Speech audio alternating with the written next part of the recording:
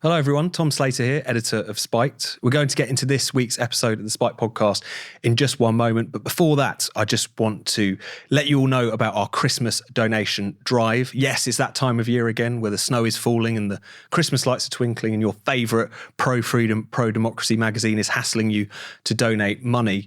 But as we ask our readers and our listeners and our YouTube viewers to dig deep for us this Christmas to keep us fighting the good fight into 2023, you can rest assured that your money is going to great use. It's been a hell of a year. The world's been turned upside down once again, but Spiked has continued to make the case for freedom, for more democracy, for common sense in an increasingly deranging age. And there's a lot that I think we can really be proud of this year. We've continued to grow our magazine, our stable of writers now spanning great new up-and-comers, as well as some real journalistic legends. We also got into the book publishing game this year. We published Joanna Williams' brilliant How Woke One, and we've got another book slated for release next year, which I'll be very excited to announce to you all soon. And we wouldn't have been able to do any of this without you guys, without our generous readers, listeners and viewers who really do fund our work. Contrary to media rumour, we are not lavishly funded by dark money, although if you do know anyone, please send them my way. If it wasn't for your support and, of course, the incredibly hard-working, tiny team that we have here at Spiked who produce the articles and the podcast and the videos day in, day out, if it wasn't for all of that, then Spiked wouldn't still be here 20 years on, not just surviving, but thriving. I mean, when I first joined Spiked about 10 years ago, we were reaching hundreds of thousands of people a month. We're now reaching millions of people each month, and we really couldn't do that without you and your support. If anything, that support is more important to us than ever, because while Spiked is going from strength to strength in so many ways, you know, we're also coming up against obstacles in this very censorious climate that we find ourselves in, that we rail against. Just as an example, you know, even as Spike's readership and our traffic climbs, we find that our ad revenue goes down because more and more ad agencies are blacklisting dissenting voices like ours because they come under pressure from all the usual suspects who want a media that only reflects their own views and prejudices back at them. So as we go into 2023, a big focus for us is to really grow the pool of readers and viewers and listeners who donate to us as little or as much as they can in order to, again, keep us writing the articles, making the videos and making the podcasts. And alongside that, we've got a lot of really exciting plans for 2023 as well. New features, new writers, new ideas, just to push our message as far across the globe as is humanly possible. So if you can afford it, please do consider digging deep this Christmas and donating to Spiked. You can do so by going to spiked-online.com/donate. And there's also a special offer on at the moment. So to those who donate a one-off donation of £30 or more, you will get 1 year's membership to Spiked Supporters, which is a real steal because it's usually £50 for the year's membership. Spiked Supporters, if you've been living under a rock, is where it's at. It's our thriving donor community where you can access all kinds of exclusive perks. You can get access to exclusive events with Spiked writers and special guests, put your questions to people like Brendan O'Neill, as well as guests like Rod Liddell or Toby Young and Lionel Shriver. You can access our comment section, which is for Spiked supporters only. And of course, you can get discounts to all of the books we put out and all the merchandise we sell in our shop. So once again, if you can donate, please do go to spiked-online.com/donate to do so. And I just want to say on behalf of everyone at Spiked, thank you so much for all of your support this year. We really do appreciate it. And we hope you all have a brilliant Christmas and a brilliant new year. Now, on with the show. Hello and welcome to the Spiked podcast. I'm Fraser Myers, and back with me as ever, we have Spike's editor, Tom Slater. Hello. And delighted to be joined again for the second week in a row by Joanna Williams. I wasn't put off last time. Fantastic. Jo's a Spiked columnist and author of the fantastic How Woke One. So, coming up on today's show, corruption in the EU, the coup plot in Germany, the winter strikes, and the new definition of the word woman. So Brussels has been rocked by a pretty huge corruption scandal. The former vice president of the European Parliament has allegedly been taking bribes from Qatar. She was found to have up to 600,000 euros in cash in her home. Her father has been arrested with cash carrying cash on a train. And there are many other people from the Brussels elite implicated too. At the centre of this scandal is an NGO called Fight Impunity, and it's run by a former MEP called Antonio Panzeri. And he too is alleged to have been found with cash in his safe. It was said to be well stocked, I think is how the police described it. Like a well-stocked larder. Exactly. I mean, Joe, this is a pretty extraordinary scandal. What do you think it says more broadly about the EU? Mm-hmm. I mean, it just shows, I think, the extent to which corruption is absolutely endemic. I mean, this goes right to the very, very top. I mean, these are people who are at the heart of the EU as an institution. And you couldn't make up the kind of story that's involved here. We're talking suitcases stuffed with cash on a train. And the whole thing's just got a really kind of dirty, underhand feel about it. A couple of things that really stick out to me, though, that I think are worth saying is, one is again, it feels like we make this point a lot, but the kind of lack of curiosity of the media in what's gone on here.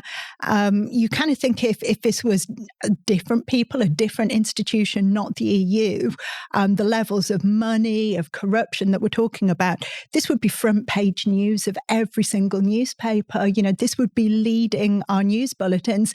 And instead, you kind of have to turn to page 10 or 15, you know, and you're seeing a couple of little paragraphs giving a nodding reference to it. And you have to ask, what is it about these people then that gives this cloak of protection from media scrutiny? Why are more questions not being asked? That's the first thing. I mean, the second thing that really strikes me, though, is how you've got people like Ursula von der Leyen now coming out saying, you know, we have to really crack down on this kind of thing and stop it happening again. But actually, it's built into the way the European Parliament works, it seems. The very structure, the way they run their expenses, almost like this tacit relationship that they've got with the people who operate in that institution, that you don't ask too many questions about the way we go about introducing new laws, and we won't ask too many questions about the way that you handle your financial situation. And that is corrupt to the core. And it's shocking that this is allowed to continue. Yeah, Tom, it's funny to think that, you know, potentially the UK Prime Minister ousted for Partygate, or, you know, think about some of the other scandals. We've had Wallpapergate. And this is just on a different, you know, it's in a parallel universe almost. No, completely. Although it is interesting as well that some people who, to the extent that they are paying attention to this story, are shocked that there is a lot of corruption that goes on in the European Union, which is seems finally to have dawned on them. But of course, on the scale that we're talking about is very, very striking, and all the people involved, including members of their extended family, actually seeing the inside of jail cells. So it is pretty stark. But just building on what Joe was saying there, it does tell you a lot about the institution itself. It's been interesting in recent days, the response from the European Parliament, from various people trying to kind of deflect from this scandal as much as possible, is in a very EU fashion. They talk about the rules. Yeah. They talk about process. They say that the thing about this Fight Impunity group was that they were able to take advantage of certain loopholes, which gave them certain measures of access that otherwise they probably shouldn't have. There's discussions about whether or not the ethical processes, the ethical committees are substantial enough or empowered enough in order to deal with them. And, you know, we see similar often when there's some sort of much smaller scale corruption scandal in the UK. The fundamental reason that Brussels is so crooked is because it's so undemocratic. Yeah. There are no natural ways of kind of keeping these Eurocrats honest in the same way that there is. There's not, even though there's more of it there's going to be more coverage of it on the continent naturally, there isn't a kind of European-wide press in the same way that you would have on a national scale with a properly elected parliament. And even though the European Parliament is the sort of the democratic fig leaf, if you like, it does have elected representatives, we all know that it's toothless and therefore it still operates within this system, in which you can hide from accountability very, very easily. And so whenever there's a corruption scandal in the EU or elsewhere, there's always this discussion about we need more kind of external insulated experts in order to, you know, people of good moral standing in order to keep people honest, when the issue fundamentally is one of democratic accountability. You know, it's not perfect. It's not as if it keeps everyone on the straight and narrow naturally. There will always be corruption. There will always be bad actors and so on and so forth. But that is the thing which really creates that space and that kind of darkness, if you like, in which people can exploit it. And I think it just underlines another one of the core critiques of the European Union. The reason that it's so crooked is not necessarily anything about Brussels or about the people involved necessarily. It's just about the fact that there's so much more opportunity for it when you are so insulated from the public in any meaningful sense. Yeah, I mean, when you have an institution that whose very purpose is to, stifle democracy, to do politics away from the public. I mean, I think one of the ironies, though, is they take so much moral high ground in trying to point the finger at regimes that they are quick to label as corrupt, be that in Hungary or in Poland, and try and, as Tom was alluding to, with experts, and present themselves as being kind of better, purer, less corrupt, precisely for being above politics, when it's that lack of politics, that lack of accountability that really opens the door for this corruption. And it's just more broadly on the EU question, it's not been a good couple of years for the EU. The EU has fared fairly poorly throughout the pandemic. It hasn't even pulled together, when there's war on Europe's doorstep. I mean, Tom, what have you made of that? Well, it's just been a dreadful few years for the EU, but, like the kind of undead or like the kind of political zombie, it always finds a way to limp on. I mean, the one thing that the EU is committed to more than anything else is its own survival. It finds a way to make things work and to keep things going on. But of course, that just continues to leave the people of Europe more disenfranchised, key decisions affecting their country completely squirreled away from them. And also, particularly in the context of this shocking corruption scandal, and in the context of them going after certain member states, particularly to the east in terms of the Central European states, which are treated as, again, these kind of states that are backsliding democratically, that are becoming increasingly corrupt. To the extent that they could land that argument to begin with is questionable, but still, how they're going to be able to do that with any sense of the moral high ground they falsely claim now is really quite questionable. So I just think you can see that kind of that internal argument within the European Union between these kind of restive governments and member states who are trying to push against the European bureaucracy. Surely this is going to be a gift to those particular forces. But as it always is with Brussels, it manages to stagger on year after year. Are there some positives to be drawn from this, Joe? I mean, one of the things that people from Brussels are quite openly worried about is that it will give a boost to what they call anti-European forces, Eurosceptics. Yeah, well, that could be a positive. I mean, that could certainly be a positive. My worry, I guess, is just off the back of what Tom was saying, was that when, as you've underlined, when these people are talking about using this as a way to kind of learn lessons and to improve what they're doing to become less corrupt, is that this will be a way that they can morally rehabilitate themselves off the back of pointing the finger yet again at countries like Hungary and Poland. When they talk about cracking down on corruption, they may use this as a jumping off point, but you can guarantee it won't be turning the scrutiny on themselves to any huge extent, because it's not in their best interest for them to do that for all the reasons that we've already talked about. So it will ironically, I think, become yet another, or potentially could become yet another rod to beat the countries to the east that they don't like. I don't know about you, but I normally don't mind the cold weather in the run-up to Christmas, especially when it brings some snow. But when you're out in the cold, it's important to protect your skin. So it's a good job I get my shaving gear from Harry's. The shave gel always keeps my skin feeling fresh, no matter how cold it gets. Plus, the weighted handle of a Harry's razor means I'm in complete control of my shave and how I look.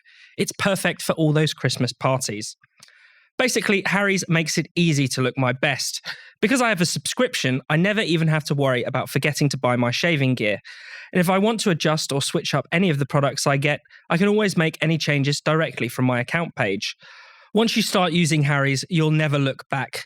The best way to get started is with a Harry's trial set, which Spiked podcast listeners can now get for free. And it comes with a free night lotion. So make sure to support our podcast and start your own skincare journey by redeeming a free Harry's trial set. All you cover is the £3.95 for delivery. Just head to harrys.com/spiked and have your trial set and night lotion delivered to your door. That's harrys.com/spiked.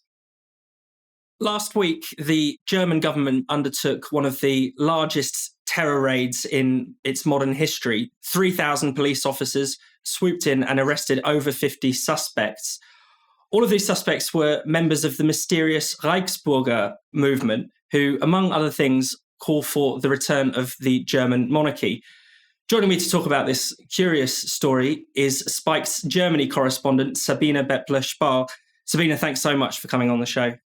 A pleasure. Thanks for inviting me. So, first of all, Sabine, can you just tell us a bit about who these Reichsbürger are and what do they want? Well, they're an odd sort of group, conspiracy theorists, you might say, they claim that the modern German state doesn't really legally exist. They were apparently founded around about in the 1980s. They have connections to old aristocratic families, saying that Germany, as it was sort of founded after the First World War, not the Second World War, but the First World War, is an illegal construct. Some of them at least say they would like to move back to the old kind of monarchical form. They demand that Germany gets the Kaiser back, and they think that would be a much better form of rule. They also believe there is a sort of deep state within the state. Our politicians are illegitimate rulers. Some of them are even engaged in printing their own passports. And they declare their homes as free zones, free of the German state influence. And you've sort of hinted there that there's a kind of conspiratorial aspect to this. I mean, is it fair to say that this movement has grown, particularly around the kind of COVID pandemic, alongside those other conspiracy theories that people will know about, around the New World Order and things like that? Yes, definitely. I mean, that's what we hear and we read, that they had a massive boost in the past 2 or 3 years. So they've grown from 19,000 people in around 2019 to almost over 23,000 people within Germany. That these are the official police figures. These are, of course, all estimates. But it was the first time they sort of presented themselves in a bigger way in the public was during the anti-COVID or the anti-lockdown demonstrations. And I have to say, even I was quite surprised because I joined one of these demonstrations in August 2020 just to see what was going on. And I was very, very surprised to see so many of their flags and people of Reichsbürger seemingly coming from all corners. So they seem to have gotten a bit of a boost through that, through the kind of authoritarian handling of this COVID pandemic, which seemed to confirm their ideas that the state was acting against people's interest and was doing things which were very much illegal. Now, these people have been arrested on suspicion of plotting essentially a coup to overthrow the German government, install one of their own as essentially the Kaiser of Germany. I mean, how realistic do you think that is? Do you think it really warrants the kind of response we've seen from the authorities and also the sort of political response? Well, it was actually 23 people, I think, now, which are in prison or which are being investigated and have been arrested. No, I don't think that. I think it was definitely an overreaction, and I'm not the only one to think that. So there've been more and more articles coming through, even within the mainstream press. We've had quite a senior former judge who's just published an article in Der Spiegel saying they were not a threat to the state as it was presented to us. So it's odd to think that a group of people, even if there's 23,000 sympathizers, would be able to take over the German state. They can, of course, as every strange group, conspiratorial group, they can cause damage, so there's no doubt about that. So there was talks about them attacking an electricity grid. And they can, of course, also cause damage to individual policemen. So we've had policemen who have been attacked and who have been killed, actually, by individual sympathizers of that kind of movement. Many of them do have weapons, so they can cause harm. But the idea that they could have overthrown the German state, I think by now is pretty much even consensus that was not the case, that was never really on the cards. So in whose interest do you think it is to perhaps overplay this threat? Because it hasn't, in a sense, they've tried to drag in, the German government has tried to drag the AfD into this to say that they have some sort of culpability or some sort of connection to the Reichsbürger. Do you think it's a kind of almost quite an authoritarian ploy from the government to suggest that this is bigger than it really is? Yeah, well, I mean, this AFD thing came in after the whole action. So at first it was only directed against Reichsbürger. And then because one of the senior people who was arrested, in fact, a female judge who was a former MP of the AFD, because of that connection, people have then been saying, some quite senior politicians have been saying, that this indicates that the AFD is the breeding ground for these kind of right-wing groups. And then said, well, we need to. So there have actually been talks about banning the AFD. So we've had the minister president of North Rhine-Westphalia saying we really have to look at a complete ban of this party because it is spreading that kind of ideology. And of course, when people say these things, it's hard not to see that there is a certain political interest in it because they've always had the AFD as their main enemy. So they've been anti-populist. The AFD has always been a bit of a trouble and a problem. And there've been a lot of talks about the AFD gaining support in these difficult times we're going through. So energy crisis, people feeling the squeeze, the inflation, and we have some elections coming up, local elections, and there is a very real fear of the AFD gaining ground again. So surveys show that they have picked up.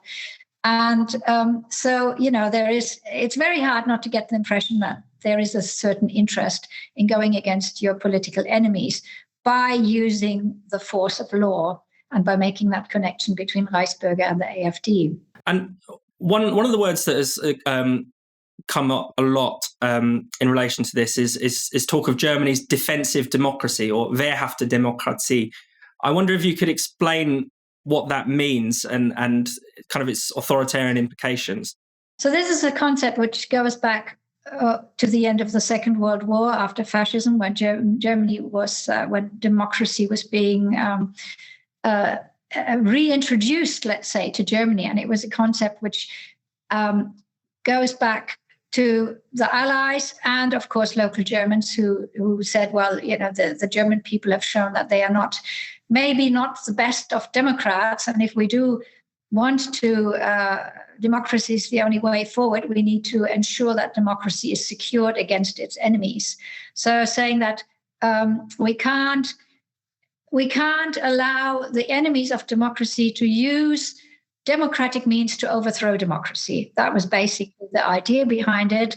The basic idea behind it, of course, is a very deep distrust of the people, saying, normally you would say democracy is the best guarantee against radical ideas flourishing, because you would trust normal people's ability to make sense of the world and to say, well, we don't want to go for weird ideas.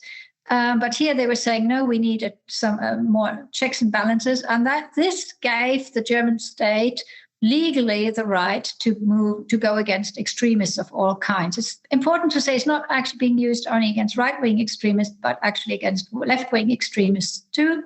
So one of the first parties which was banned under the wehrhafte Demokratie notion was actually the KPD, the communists in the 1950s. Yes, and whenever a politician says these are people who go against the principles of the federal state, then that you would have the right to ban them and to say that they don't comply to our democratic rules. The problem is that, of course, it can be used. It's a very vague concept, so it's not only being used against people who use arms and storm the actual parliament. So you don't need actual violence, but even just speech saying we questioning the legality of Germany's system, as the Reichsbürger are doing, as is the case with the Reichsbürger, and then you'd be allowed to ban a group, which is, of course, a very, very authoritarian way of approaching a problem. Rather than challenging political ideas, you use this power of the state to go against them. It's basically protecting democracy from the people. That's really what it is. That's a really great summary. Sabine, thank you very much. So Britain is on strike. effectively, the public sector at least. The Royal College of Nurses have announced one of their first sort of nationwide strikes in history. The RMT is on strike with the long-running kind of rail dispute, and the Communication Workers Union, the postal workers, are also on strike. Joe, what have you made of this kind of simmering winter of discontent, if we dare call it that? Well, I think Brendan on Spike this week is absolutely right to point out that in comparison to the real winter of discontent, 1979, the days lost to strike, I mean, they're trivial in comparison. The numbers that we're talking overall, it feels very inconvenient if you're caught up in it, as I was having problems getting from Canterbury into London today. But in the grand scheme of things, this is not a huge kind of general strike across the whole country going on for months. And I think the point I would make is that the workers who are on strike, as far as I'm concerned, do deserve a pay rise. I mean, that's the bottom line. They deserve to have more money. Many people are talking about the figures that people are asking for with a kind of shock horror. But I think we've got to remember that with inflation running at 11%, you need 11% pay rise just to be standing still, exactly, just to be at the level at which your income was what you could buy with your income this time last year. You need an 11% pay rise to have no improvement in your living conditions whatsoever, simply to stand still. So I think that's really got to put the size of the pay rises into perspective. Having said that, my heart really does go out to people who have been waiting a long time for operations, perhaps, and then have been phoned up by the hospital and said, that heart surgery you were waiting for, the chemotherapy treatment you were waiting to start, that is going to be cancelled.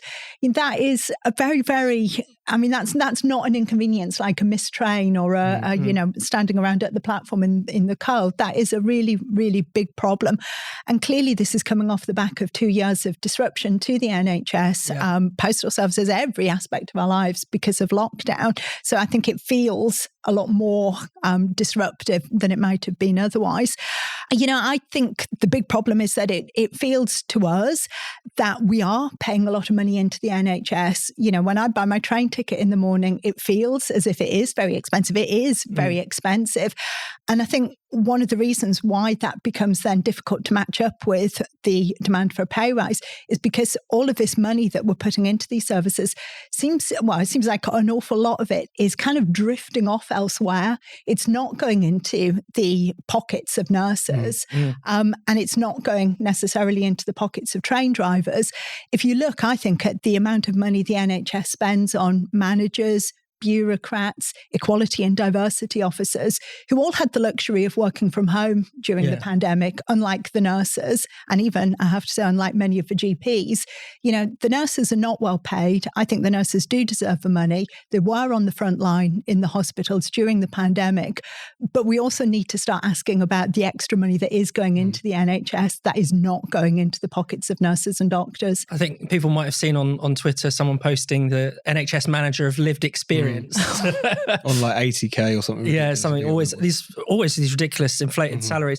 The NHS is an interesting case because it's getting more money. There are more doctors than before the pandemic, but less patients are being treated. So I think people will find that a great mystery and will want to know why that money isn't finding its way to nurses and the like. Tom, what are your thoughts? Well, it's been interesting also because I agree with much of what Joe said there. I think what's also interesting is the way this debate is being had out as well. So, as you say, you have a kind of complete ignorance of the squeeze on people's living standards that even, precedes the current kind of acute crisis that we find ourselves in, being in the midst of this protracted, biggest squeeze on living standards since the Napoleonic Wars, as everyone says.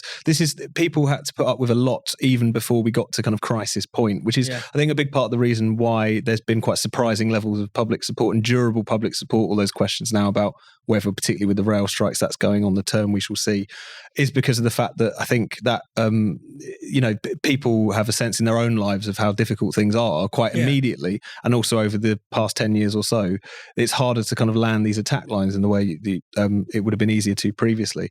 It is always interesting as well that whenever a kind of strike comes around, how particularly the kind of right, the way they talk about this seems to be the inverse of the way they would talk about many other different things. So, for instance, they would come out in hives if you talked about regulating a company 1 more inch than they would like you to. And yet, when it comes to dictating how trade unions can organise themselves, the threshold they have to meet for a ballot, whether or not they have to maintain a minimum service, which seems like the sort of thing which could be in the offing in the new year for railway workers and so on and so forth. Suddenly you flip that entirely on its head. Completely in favour of freedom, apparently, except for when it comes to people's ability to collectively bargain and organise. And some of the restrictions that are coming down that are being mooted. I mean, I don't think Rishi Sunak's really got the stomach for the fight for anything, let alone this. But talking about things like requiring the railways to run a minimum service, which is effectively compelling people to cross picket lines. These are very significant restrictions on the right to strike, and in the context of some pretty already very restrictive by European standards restrictions on trade union organisation. So it's been interesting how you see them kind of try to revisit a lot of the old playbook. At least it's up until this moment. Potentially things will change with the strikes over Christmas. It not landing in the way that it would previously, because I guess people in their own lives, in their own communities, can see if not those specific sectors and how that's impacted, but just in life in general being so much tougher right now than it has been. Definitely. Finally, Joe, one line from the government that definitely didn't land was the suggestion that anyone striking was on the side of Putin from Nadeem Zahawi. No, I think people are well and truly seeing through that line. I mean, not only in relation to the strikers, but even in relation to the fuel crisis. The high cost of fuel, high cost of food prices. It seems to be the standard line trotted out by the government now in response to everything. And I think people are not stupid. People see through that, and people are aware that these are problems that run an awful lot deeper than the war in Ukraine. Now, finally, let's turn to the Cambridge Dictionary, which has changed its definition of the word woman and of the word man, but the woman one gets more attention for obvious reasons. Not only do we have the original definition still of adult human female, but it now includes references to people who identify as women. Joe, what have you made of this? I mean, Orwellian is the kind of word that springs to mind, isn't it? Absolutely, because I mean, what this means, the dictionary is supposed to be the kind of the ultimate reference point as to where you go to literally find out the meaning of words, and it's always a useful point in an argument people will throw at you. Look this up in the dictionary, because they assume it's this very objective, kind of neutral. Kind of font of meaning, if you like. I've absolutely lost track of the number of times people have said to me over the years, go and look feminism up in a dictionary. You clearly just don't know what feminism means, as if you're going to go to a dictionary, you're going to look these words up and right, okay, this is what the kind of the meaning that comes down from God suggests. But I mean, the word woman in particular is so contested. We know this at the moment. The question that people throw at MPs is can you define what a woman is? So for the dictionary, the Cambridge Dictionary in this instance, but Merriam-Webster's done it in the US before then, to come down with this incredibly ideologically loaded definition of a woman as identifying or living as female, it's taking a side. It's not neutral. It's not objective. It's taking a side in a particular debate. And the argument that the dictionary compilers, if you like, are using, or those supporting the dictionary compilers, is that it's reflecting common usage. But I mean, I call bullshit on that, because it's not common usage. I kind of think if you asked 100 random people in the street, what is a woman? What does woman mean? They're not going to give you the spiel about, it's somebody who identifies as or lives as female. They know that a woman is an adult human female. So when they talk about in common usage, what they mean is it's used by woke institutions. Yeah. It's the people who are writing the equality and diversity charters. So then you create this kind of vicious circle of woke people reinforcing their own ideas with each other in this kind of circle of mutual backslapping and reinforcement. But I think it should really concern us. I mean, it is Orwellian, and ultimately you change the meaning of words like that, you do change the way we think and see the world. Yeah, I mean, obviously, prior to this, the trans movement has come up with a lot of its own words.